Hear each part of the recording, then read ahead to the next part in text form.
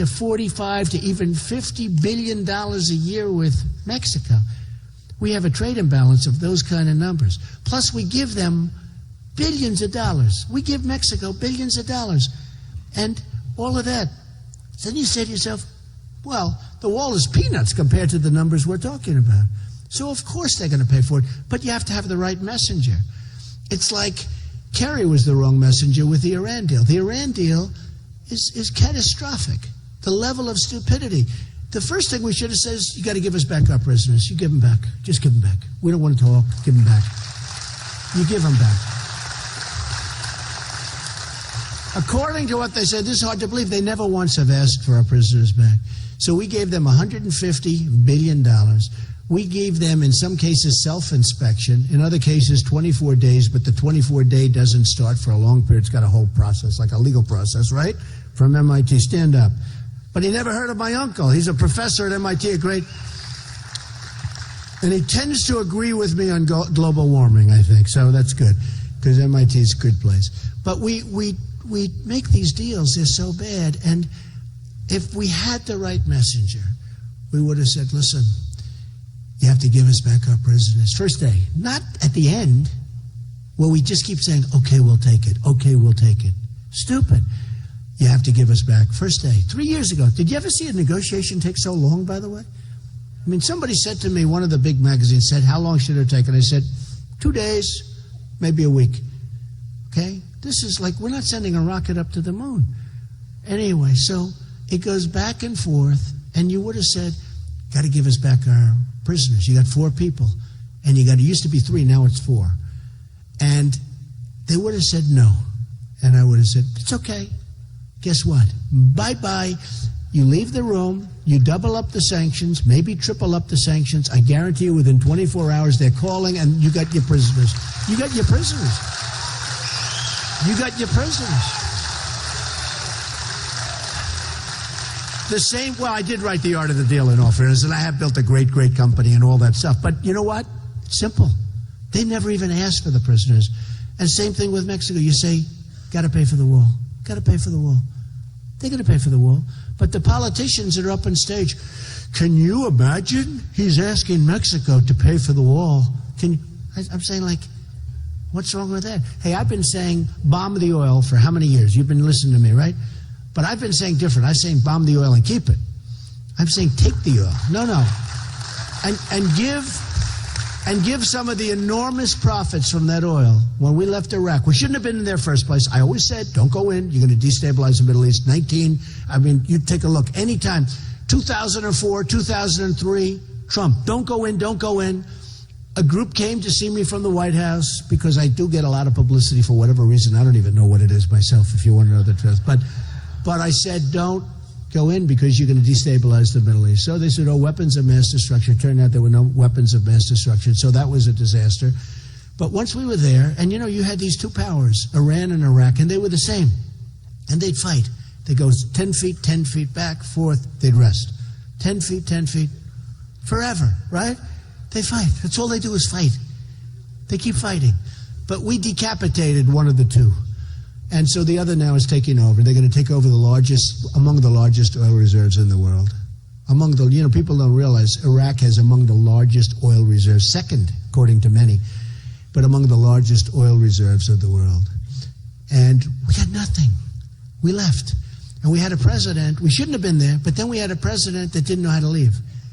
He left nobody behind, and he announced when he's leaving. How would you like to announce when you're leaving to the enemy? So the enemy says, we're going to pull back. I know exactly what they said. They said, nobody can be that stupid. This is what the soldiers said. This is what their generals said. This is what their leaders said. They said to themselves, this has to be a bluff. Nobody can be that stupid. But let's assume he's stupid because he's made so many other dumb mistakes. So let's assume. Remember, he picked the day that he's leaving. Is that right, my man? Is that right? Stand up. This guy is the most loyal guy. Does he love the veterans? Right? Everybody knows him. I know him. He's practically at every speech I make in New Hampshire. And he's a real loyal guy, and he's a great guy. But We got it, what? We know you're focused on the veterans, and you're the only one that has a plan. He said, I'm focused on the veterans. I'm the only one that has a plan. He's right. I'm the only one that has a plan. I have a real plan, too. Thank you. Thanks. I have a plan that works. I have a plan. You know, the veterans wait, and some of it's really bad here, but because New Hampshire is a huge veteran state, disproportionately large, but we put in a plan, very complex and all, but something that really works and works well. The veterans sometimes wait 4, 5, 6 days in a waiting room before they can see a doctor. What kind of stuff is that? They saved us. They're braver than all of us. They're braver than I am. I'm financially brave, but you know, I don't know if I'm the other. I don't even know. You have to be tested.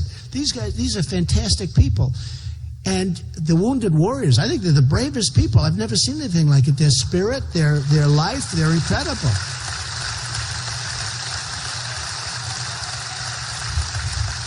But they go to a hospital and they wait. I remember it was on a Wednesday. It was like 3 months ago on Wednesday, where it was announced that the longest waits in the history of the very corrupt, it's a totally corrupt Veterans Administration. We will put in such great people in there, but the corrupt Veterans Administration, 3 months ago, they said the waits are the longest they've been in the history of the Veterans Administration, where a guy, a soldier, who's a terrific, brave person, who was injured or who's hurt or who has a simple problem where a minor operation or a pill can take care of that person, he or she, and they're waiting 5 days, and people are dying waiting in line. And I heard the numbers, and the numbers are in the thousands where they're dying. It's almost hard to say the numbers because you wouldn't believe it's possible. They wait 5 and 6 days. Can you imagine yourselves waiting 5? Me, how about me? If I wait 2 minutes, I'm like, what's wrong with this doctor? Now, can you imagine having to wait 5 days and 6 days? And then in one case, they waited 5 days, and then the doctor said, I'm sorry, I'm off now, I'm going on vacation, okay? And by the way, I think they have actually some very good doctors. I've actually heard some really good things about the doctors in the VA, but the administration is horrendous. And we have a thing that if you're waiting, and if it's going to be a long wait, you're going down to a private doctor or a private hospital or a public hospital that might be 2 blocks away. You're going to get yourself taken care of, and the government's going to pay for it, and that's going to cost less money than what we go through with this horrible system that we have. And everybody is loving it. It's simple. It's simple, but we'll take care of our vets. So we're going to take care of them good, properly. So simple. So simple. So I've been focused so much then on the terrorism, and what's happened is everybody's saying, well, Trump does best in that, and a lot of that morphed into the fact that the borders are the way they are, and that I am definitely the best on the borders. People are not strong on border at all because they don't know how to do it. They don't, and by the way, they don't know how to build. I build buildings all over the place. I'm doing one now, the old post office. Can you imagine? I bought it from the Obama administration. Can you imagine this? No, think of it. One of the best pieces of property in the United States, one of the most heavily wanted properties anywhere. I'm building a hotel there, great hotel, Trump International Hotel, and it's going to be a phenomenal project. It's under budget, very much ahead of schedule. It's doing fantastically. It's going to be one of the best hotels anywhere in the world. It's going to be great. But that's what I do. I mean, I do that stuff. So somebody said, but you can't build a wall. A wall. I built buildings that are 94 stories tall, and that's tough stuff. You know, this is so easy. I mean, think of it. You know, some of you are in the construction business. Think of garages. You know the concrete plank that goes 60, 70, 80, 90 feet, right? Concrete plank for garage floors. It's precast. You put a foundation. You put a rut. You put it up. You make it beautiful. You put a little design in the concrete. You can do that easily. Because someday you know what it's going to be called, right? The Trump wall. We have to make it beautiful. We have to make it beautiful. We have to make it nice. And that wall will be higher than this building. Nobody's going to drive their trucks. You ever see the picture in one of the magazines where they drive the truck? The wall's over here. They build a ramp. From Mexico to the United States, they build a ramp. Up the ramp, down the ramp, sell the drugs, come back with money. We get the drugs, they get the money. How stupid are we? How stupid. This one, if you ever get to the top of that sucker, you're going to be looking down, you're going to say, help. Okay? No, we're going to build a real wall. You know one of the reasons they never got the wall built? You know, a lot of people wanted to build the wall. A lot of people were against illegal immigration that are now very much for it, essentially. But a lot of people wanted to build the wall. You know one of the reasons they couldn't build the wall? They couldn't get their environmental impact statements done. Can you believe this? They had, it's sand. So maybe it was turtles, maybe, I don't know. They couldn't get, you can imagine what these environmentalists got paid for this environmental impact statement. They went years, they couldn't get, this is a true story. They couldn't get their environmental impact statement done. Now, another one I heard, this can't be true. And that's why I say it for the press, because they'll say Trump said. But, I mean, it can't be true. It's too crazy. But I said, bomb the oil, take the oil. You got to take the wealth away from ISIS, right? So I've been saying for a long time. They've been saying, that's ridiculous. That's ridiculous. Well, after Paris, boom, they started bombing. Can you imagine? France is the one that started. France is leading us. It's amazing. It's amazing. He's looking, he's saying, it's amazing. But you know what? Hey, I give the police in France, I give them a lot of credit. They did a good job. They went in there. That was not easy. They did a good job. I think they did a great job. But I've been saying bomb the oil. One of the reasons Obama didn't want to bomb the oil is because of the environment. Can you believe this? He didn't want to bomb the oil because of the environment. There's tremendous environmental pollution going into the air. Now, I don't know if that's true or not, but it sounds like it's true. As stupid as it is, it sounds like it's true. He didn't want to pollute the air, so therefore let ISIS grow and let ISIS become rich and make $1 million. They're making $1 million a day with their oil. So France went in, they saw it, and, one of those things. But I would bomb it. I would then keep it. I would then make deals with the big oil companies who can go in there so fast. If you ever saw these people put up a rig, you wouldn't believe what they can do. And we'll rebuild it. Knock the hell out of it, and then don't worry, we'll rebuild it. Don't try and save anything. And then, and I'm telling you, and I just alluded to it, but I would take tremendous amounts. I would keep it. I would keep it. To the victor belong the spoils, We're the only one. We're the only country where you win a war and we leave. We leave. What did we get? In Iraq, we spent $2 trillion, thousands of lives killed, lives all over, thousands. We don't even know how many, thousands of lives. Wounded warriors who I love all over the place, right? And then we'll leave. We'll leave. And now Iran's taking over. Russia's taking over. They're all taking it. We did all of this. We were there for years. We get nothing. We get nothing. Those days are over. Those days are over. But one of the things I wanted to do, and I've said this for years, and the people that know and like Trump, one of the things comes out in the poll that I have the most loyal people. That people say, he can do anything. He can do anything. So I don't know if that's right, but they say that I have the most loyal people. Others, if you sneeze, they drop you. Me, I can sneeze, I can say things that I think are right. Like, do you notice what's happening in New Jersey? They're now finding a lot of people are saying, yeah, that did take place in New Jersey, right? I wasn't going to apologize. A lot of things happened today where they were dancing and they were happy. There were a lot of happy people over in New Jersey. And I saw it, and a lot of people saw it, and I'm getting hundreds of phone calls, and a lot of other people are too. And things are all of a sudden materializing. So people said, you should apologize. I said, I don't apologize. Hey, look, if I'm wrong about something, I want to apologize. There's nothing wrong. What? Who was it? What did they say?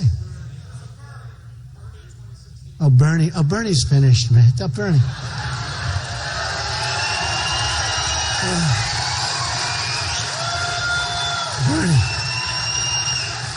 Bernie, honestly, Bernie has had it.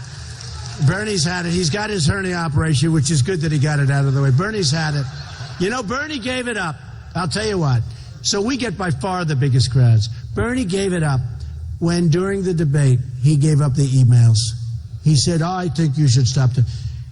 She's being investigated by the FBI in very serious investigations where General Petraeus and others suffered greatly for what happened with 5% of what she's done. Did you see all the classified she got in the last batch?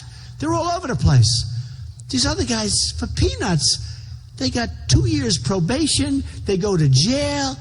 I mean, it's incredible. So whoever that young person was, it sounded like that was the last of the Bernie people. Boy.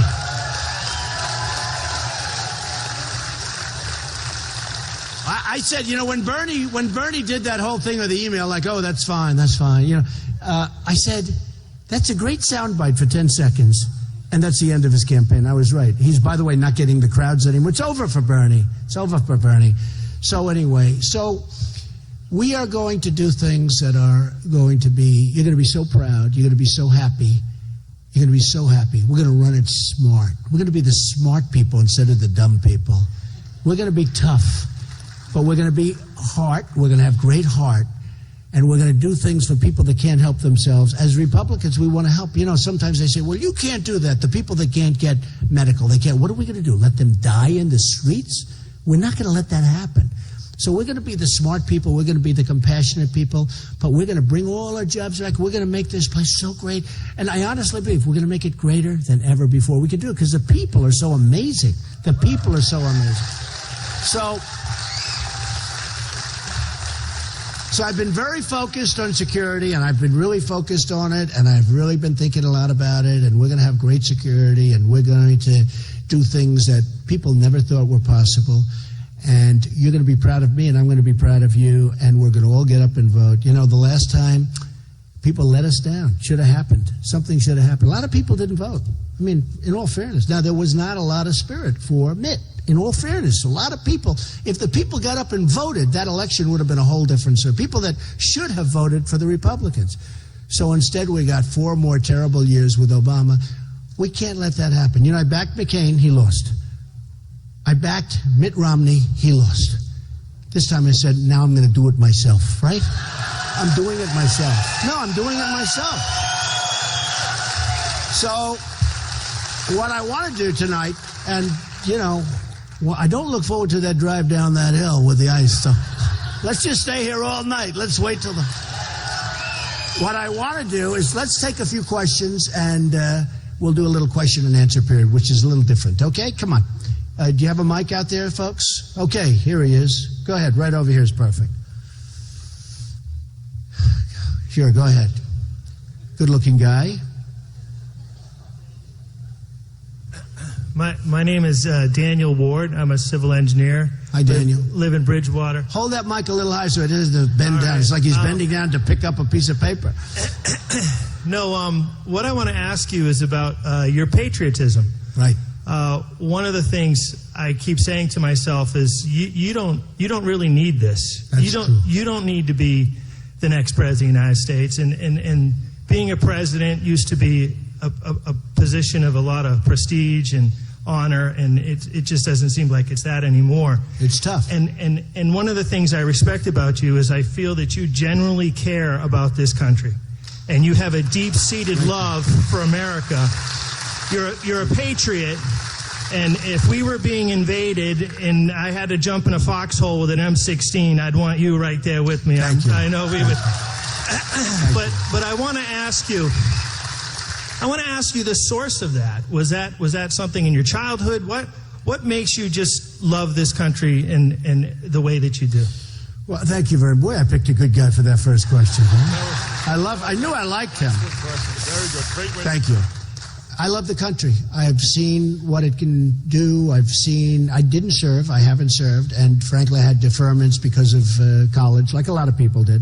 Numerous deferments because of college, and I had a foot thing, and I had deferment for that. At some point, I probably would have. I was also in the draft, and I got a very high number. I think it was 356. Can you believe that?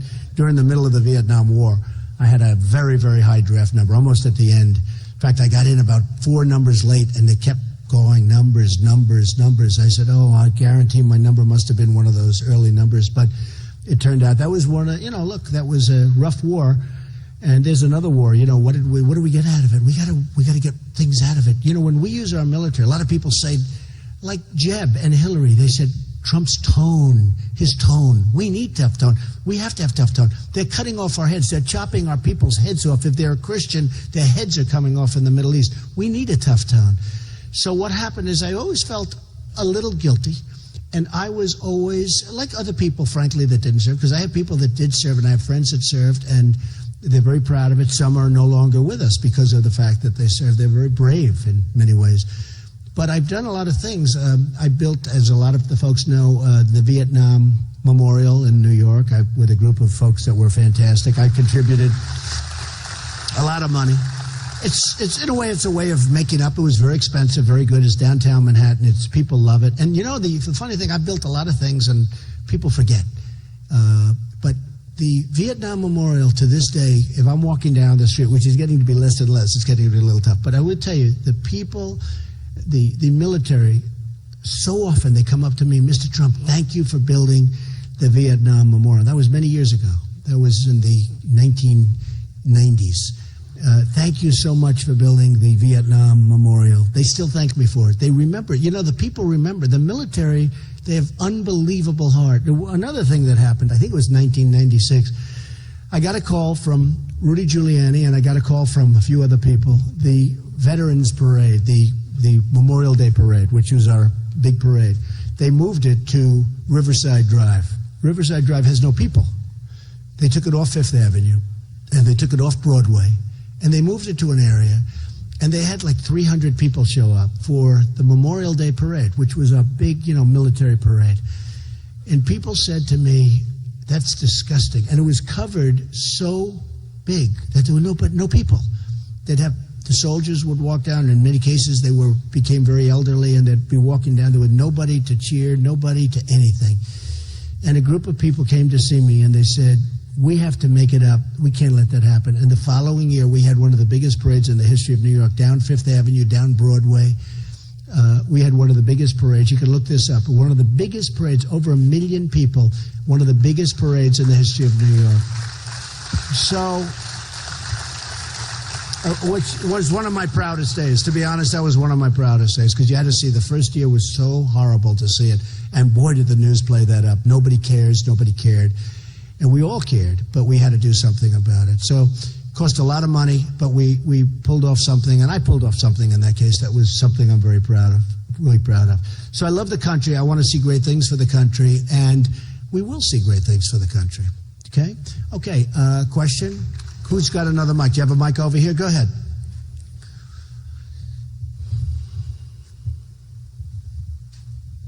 Hello. Hi, my name is Tom. Hey, Tom. I wanted to ask you that now that China has agreed to implement a cap-and-trade program to reduce carbon emissions, if you think America should do the same, so we don't lose the economic and environmental edge to China. Yeah. Well.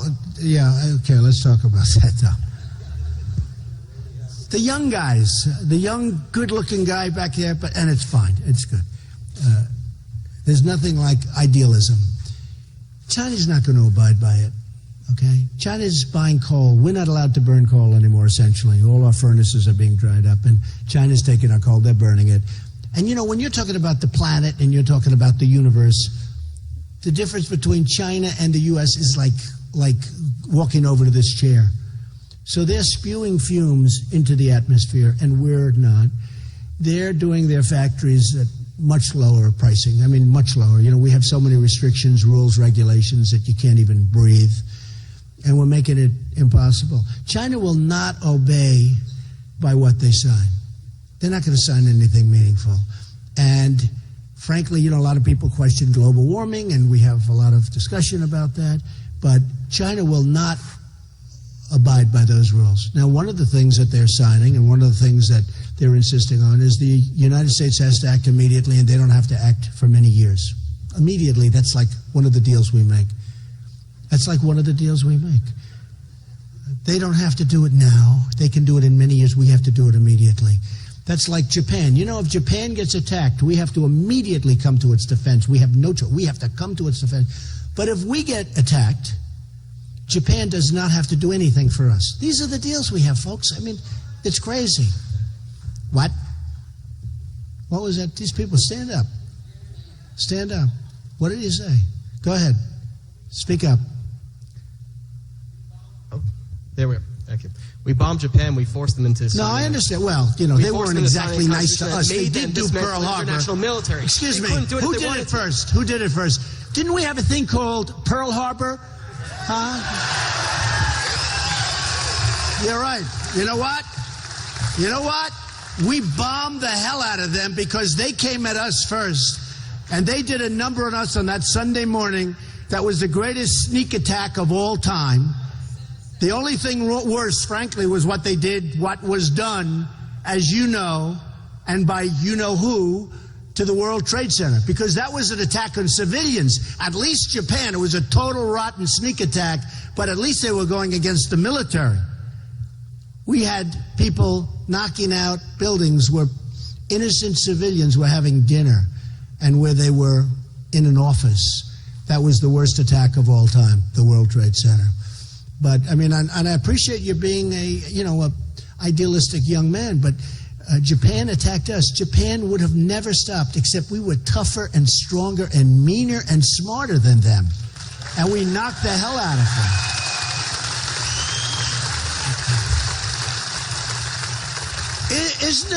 Isn't it amazing how, I mean, young guy, good guy, but isn't it amazing how quickly people forget, though? Isn't it really? There's a case of it. Look what we did to Japan. We don't want to do that. So it's one of those things. Okay, how about another question over here? Go ahead, any place. Just give somebody a mic, yeah. He's not a very aggressive guy with a mic, but he's a good guy. He's the least aggressive mic person I've ever seen, but he's great. Okay, go ahead. Look at this man. Hi. How are Thank you? you for coming to Waterville Valley. Thank you. We really appreciate it. Thank you. Thank you. My name is Barry Fish, and I live here in Waterville. And my question revolves around Medicare and Social Security. Right. I'm I love 1 that month question. away from collecting. I'm 65 years old. I'm 1 month away from collecting. Really? Wow. I'm one of the fortunate ones. But we all know Social Security and Medicare is becoming insolvent. I've got a young Well, that's gentleman- largely because our country is insolvent. You know that. If we I can have a make our young country gentleman rich, here. you know, it's a great question, though. It's important. People have signed up for Social Security. They've paid into Social Security. They've been spending a lot of money like you have all your life. And then you get these politicians. They say, we want to cut it down. We want to raise the age. We're going to give you much less than you bargained for. No. I'm not doing that. Now, we're going to get rid of the waste, fraud, and abuse. You know, there are thousands and thousands of cards that are going to people that are 112 years old. Did you see that? Thousands. It's like hundreds of millions of dollars where the cards are going to people that are 112 years old. Thousands of cards. Okay, all that stuff goes. That's just bad management, and nobody's surprised to hear this now. But we're going to make our country rich again, and we're going to take care of our Medicare, and we're going to take care of our Social Security, and we're going to be able to do it. We're going to be able to do it easily. We got to bring our country back. We got to get our jobs back and all of this, and then Medicare and Social Security will take care of itself. I mean, I was watching Ben Carson the other day say he wants to get rid of Medicare. Medicare actually works, okay? There's abuse and there's fraud and there's things that are going on that shouldn't be going on, but we'll take care of that. But Medicare is a program, I think you know, that works. And I just think it's unfair that people who have spent their life paying in, and they paid in a lot, and all of a sudden they're going to raise the age by 4 years, and they're going to do all sorts of things. No, that's not going to happen with me. Not going to happen with me. We're going to make our country rich again, and we're going to save as it is, but in a better form. But we're going to save our Social Security and our Medicare, okay? Thank you. And I think I'm the only one that says that of the Republicans. I think I'm the only one that says that. And frankly, I'm the only one that can do it because in order to do it, you have to bring in a lot of good things. Go ahead. Yes. Go ahead. Sure. Good evening, Mr. Trump. How are you? Good. Today is World AIDS Day. It was what? Today is World AIDS Day. Yes. Good. World AIDS Day. Yes. As a successful businessman, you know a good investment when you see it. Our partnership with the Global Fund to fight AIDS, malaria, and tuberculosis saves about 100 lives a month. Right. Has a very well-documented track record of success. Great. If you're president, will you make sure the United States continues to fund its full 1/3 share of the Global Fund? Honestly, it sounds good to me. I have to look. But it sounds really good to me. Okay? It really does. I mean, that's the kind of thing we should be doing. I love it. Okay? Sounds good to me. Totally. Go ahead. Right there. Look how excited she is. Oh, boy. Look at that. Look at the excitement in her eyes. That's called youth. Okay. Hi, Mr. Trump. I have a question for you. Uh-oh, this could be a killer question, too. You know, it's always the one that you least suspect. Okay, go ahead.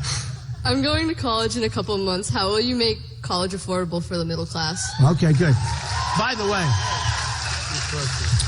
it is a question going around to all over New Hampshire and Iowa, in particular these two places, South Carolina.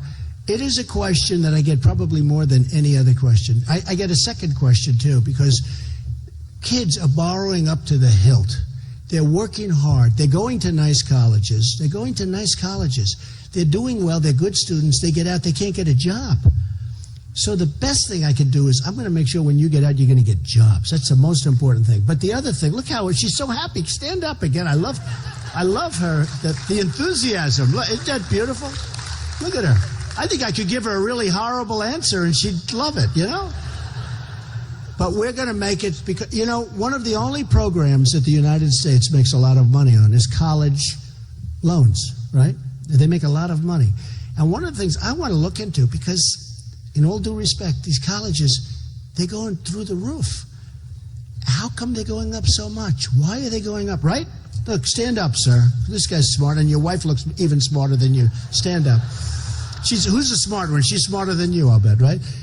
But it's true, right? We have businesses, and, you know, it's 2%. These colleges are going through the roof. And I think one of the reasons, thank you, I think one of the reasons they're going through the roof very simply is because the college loan, it's given out by the United States. They give out these vast percentages of the student aid and of the loans that students are borrowing.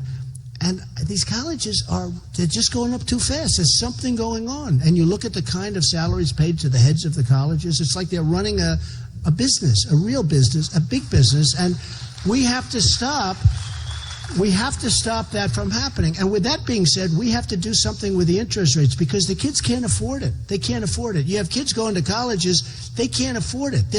Now, if you listen to Bernie Sanders, everything's free. The problem with that is your taxes are going to go through the roof. There's nothing that's free, you know? Because I'd like to say politically, darling, congratulations. She's so cute. Come on over here. Can you get over here? The enthusiasm. Look at that.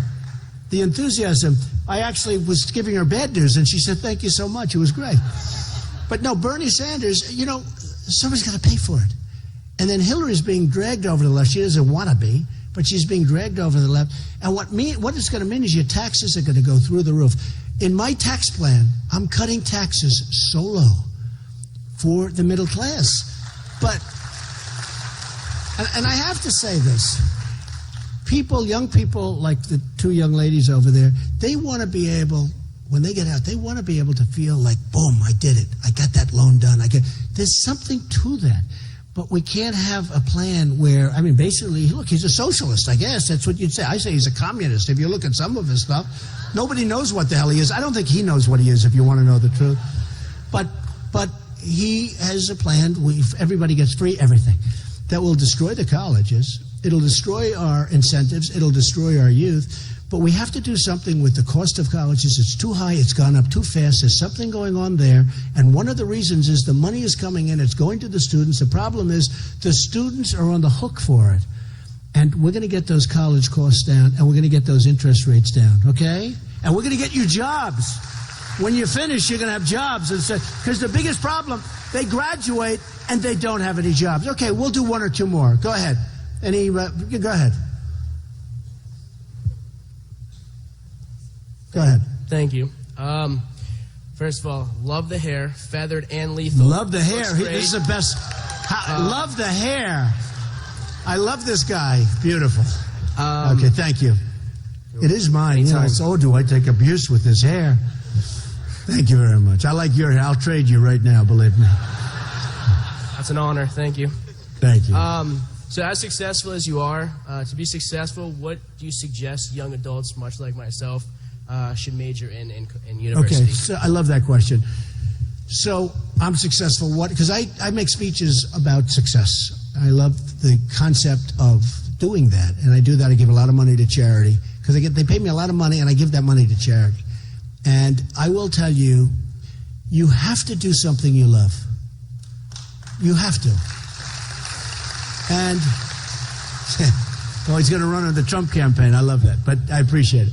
But you have to do what you love. And I've seen it. I've had so many different stories, but I've seen it. A lot of friends will call me and they'll say, Donald, and they're successful guys in many cases. They'll say, could you see my son or my daughter, and could you talk about success? And I'll see that they like, and I'll do it. It's hard sometimes. You know, you're busy, you're a little bit busy. Excuse me, I can't do it now. I'm running for president, right? And running a business. I'm running a business at the same time. I want to stop with a business and let the country be like, you know, the thing I totally focus on. Oh, will that be easy?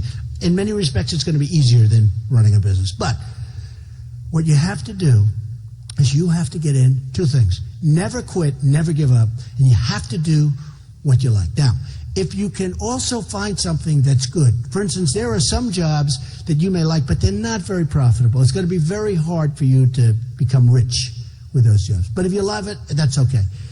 But if you can find something you love that's also good, like I tell people, real estate's good, oil is good. Oil has always been, you know, energy has always been a great sector.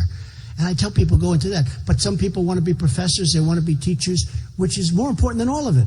But you won't make as much money, but you'll love it. You got to do what you love. I have so many friends where they forced their children into doing things that the kids didn't want to do because they said, oh, I don't want my son doing this or that. And I say, you're making a terrible mistake. And I'm almost always right about it. If you do what you love, and if you never, ever quit, because I've seen guys, I've seen people that are really, so I went to the Wharton School of Finance. I've seen some of the people that graduated with me were really like beyond smart.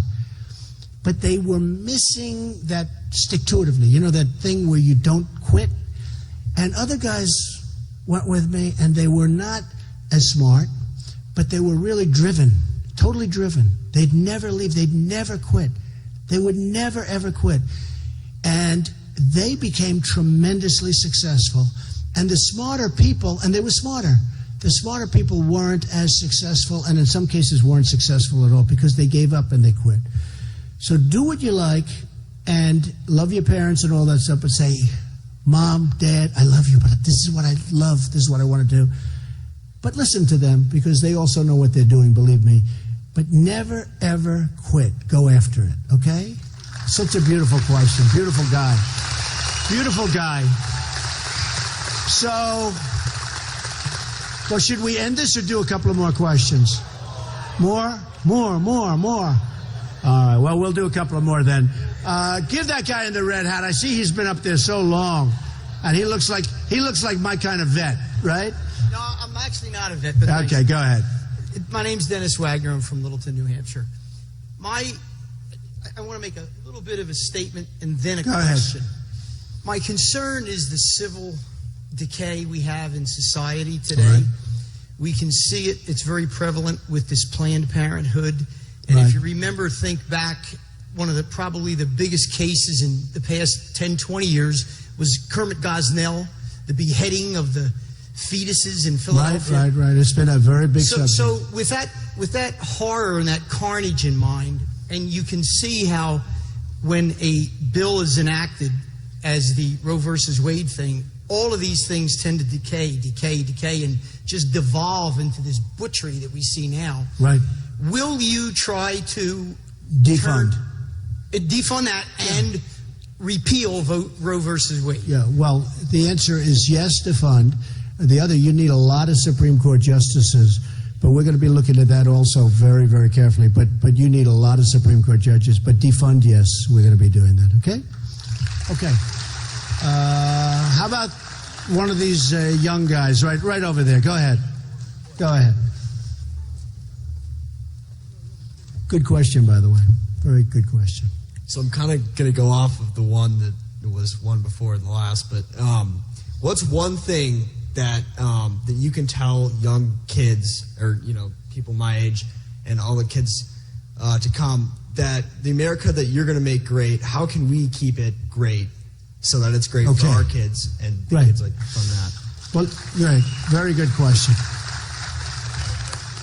So I have children, and Ivanka, everybody knows Ivanka. She's very hardworking, very smart, very good person. She's doing a great job. She just finished up Trump National Doral in Miami, hundreds of acres of land right in the middle of Miami. Now She's very much involved in the old post office, and she has her own business. She sells shoes and dresses, and I mean, she's very entrepreneurial.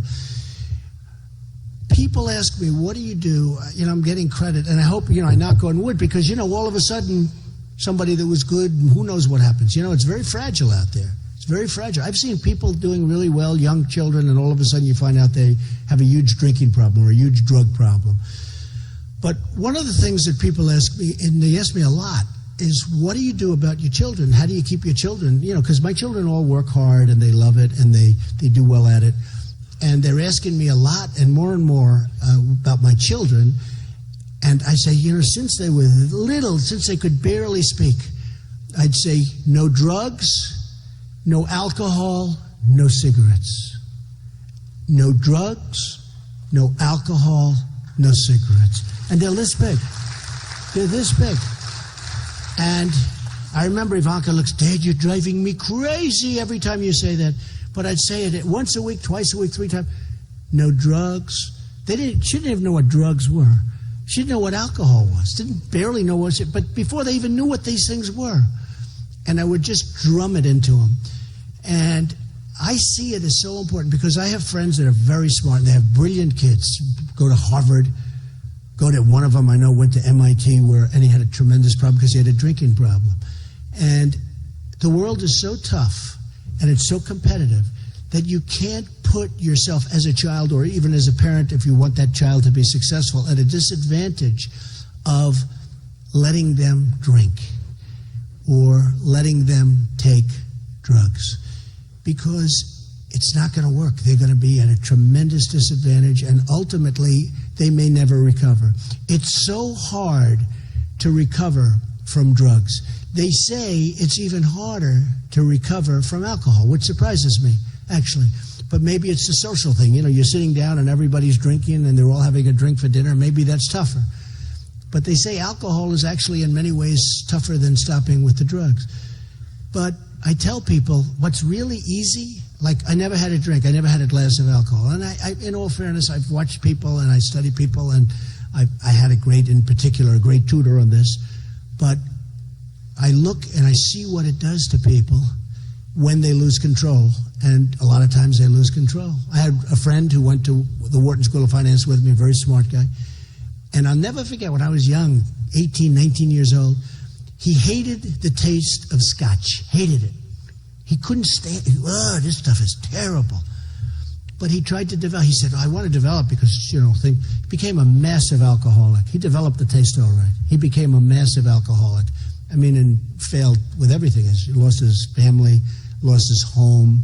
This is a brilliant guy, lost everything because of alcohol. Well, I tell people, with your children, no drugs. And I tell the children, no drugs, no alcohol. And I say, no cigarettes. Cigarettes are just unhealthy.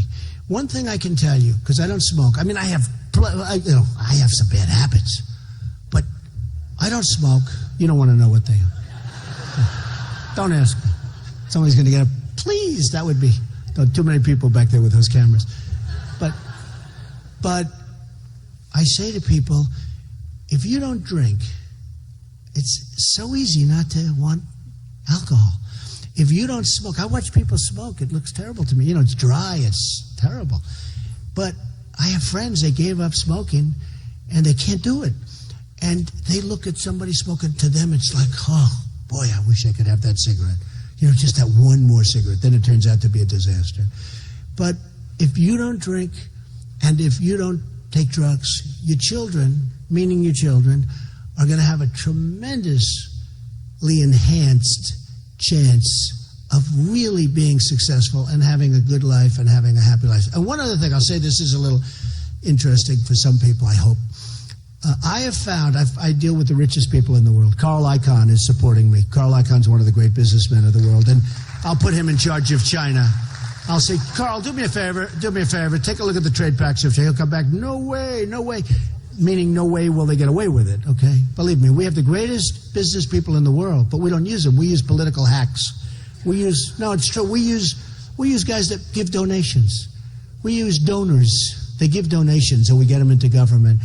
I will say this, we have people that if we use our people correctly And if we get away from this world of horrible, disgusting politics, we will be able to do things that we've never, ever been able to do as a country. I mean, we will be able to do some things that will be absolutely amazing. But anyway, just to finish, no drugs. Do you smoke cigarettes? Do you take drugs? Don't tell me. No? Kid, good-looking kid. Looks like, do you want to be a movie actor? You should be able to stand up. Look how handsome this kid is. Hey, by the way, you're very handsome, too. I have to... These are handsome. They got a lot of handsome people up here. But you don't take... Do you drink? No. Not good. Wow. Okay, he's going to be successful. Going to be successful. Good question. No drugs, no alcohol, no cigarettes. All right, we'll do one more. How about one more? You want? Okay, come on. This young man right here, who I met backstage, who's going to take care of his father, right? I'll bet he's going to give me a good question. Go ahead. What will my life be like when I'm older if you become president? That might be the best question. I hate to tell you. Okay, so here's what my hope would be. That if I become president, your life will be much better than it would have been if I didn't become president. It's as simple as that. You know? It's as simple as that. And I'll go one step further. If somebody else becomes president and they're not good, they don't do the job, they don't do what they have to do, your life will not be as good. It just won't be as good. So if I become president, I will promise you I'm going to work so hard. I won't care about my company. Somebody says, oh, will you have a company? I don't care about that. I don't care. It's wonderful. It's great. The kids will run it. The executives, I have good executives, they'll run it. My 100% focus is going to be making the United States of America much better for you than it could be under any other person. Okay? We love you, man. Take care of your father. Thank you, everybody. This was great, and I appreciate it. And get out and vote. Get out and vote. We got to get out and vote. Last time they didn't vote. We got to get out and vote. We're going to do a real job. Thank you. Thank you, everybody. Thank you.